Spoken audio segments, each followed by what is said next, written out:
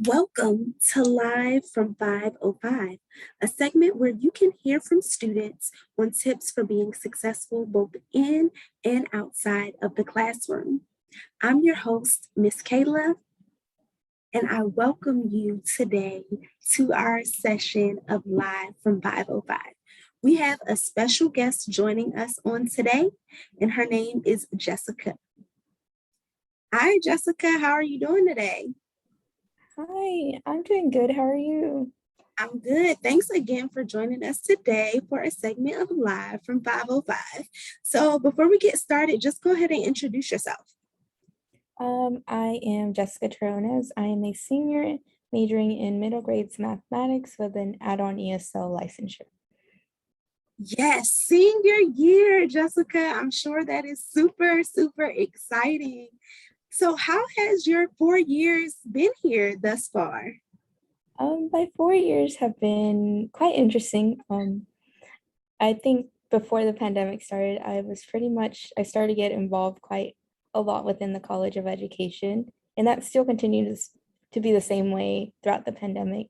And so now I'm finally excited to be going into my senior year and actually be in the classroom in person. Absolutely. That's a really exciting time. I know you're president of Education Council, and so I want you to kind of share with us any other things that you're involved with on campus, and then how did you find the different organizations and ways to be involved and engaged on campus? Yes, so I am involved with Ed Council, College of Ed ambassadors. I did Passport to Success, but I graduated the program last year. And I'm also in a little bit of other orgs, like just as a member. So like in Mayan and in NCCTM. But I kind of learned about them through my professors and my academic advisor. And so they really did a great job of getting me connected, along with the student success newsletter that had all the event details. And so that kind of intrigued me, made me more interested in some of the clubs I joined.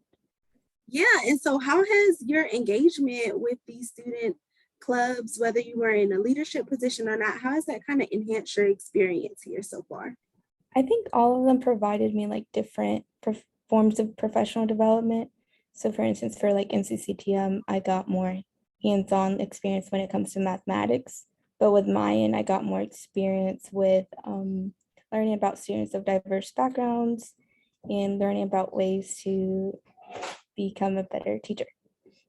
Awesome. That all sounds super great. And that's a all of what you said is a really big reason for why I do such a big push on having students get involved and engage with campus, whether it's specifically in the College of Education or at large. You stated some really key things and key benefits that really help you both in and outside of the classroom. So I want us to kind of talk about what has been your biggest key takeaway as you have now experienced a couple of years of college. You're in your senior year, you're about to graduate. What's been your biggest takeaway? I would say my biggest key takeaway would be like learning my limits and learning when to say no or when to say yes to events.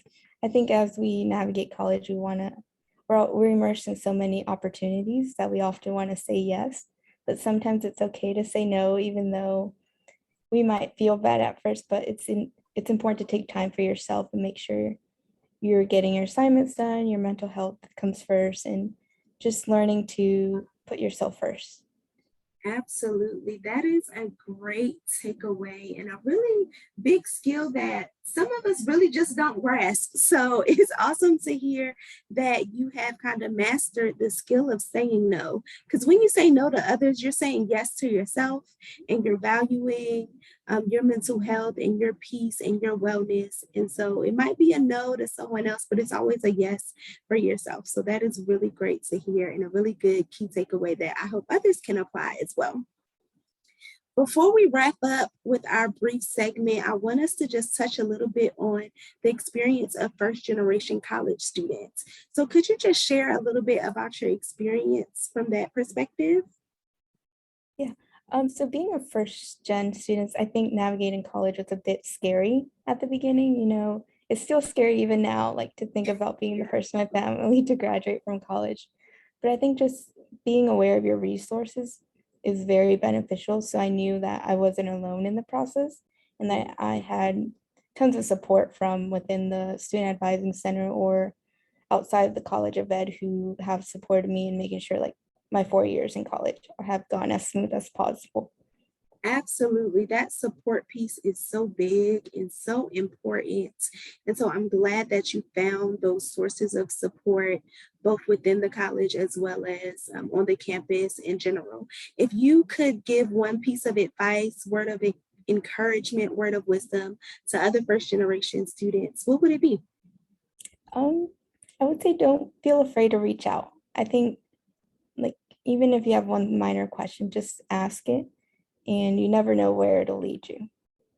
That is so powerful. Sometimes we can be so afraid to ask questions. We think questions are stupid. We don't want to be looked upon as less than, or, how it can be when folks get scared about asking questions. So, that is a really great piece of advice. We should always feel empowered to ask questions because you don't know everything and no one knows everything. So, we'll all have to ask questions at some point or another. So thank you for that, Jessica. All right, that wraps up our segment of Live from 505. Thank you again, Jessica, for joining us today. And we will see you next time. Bye bye.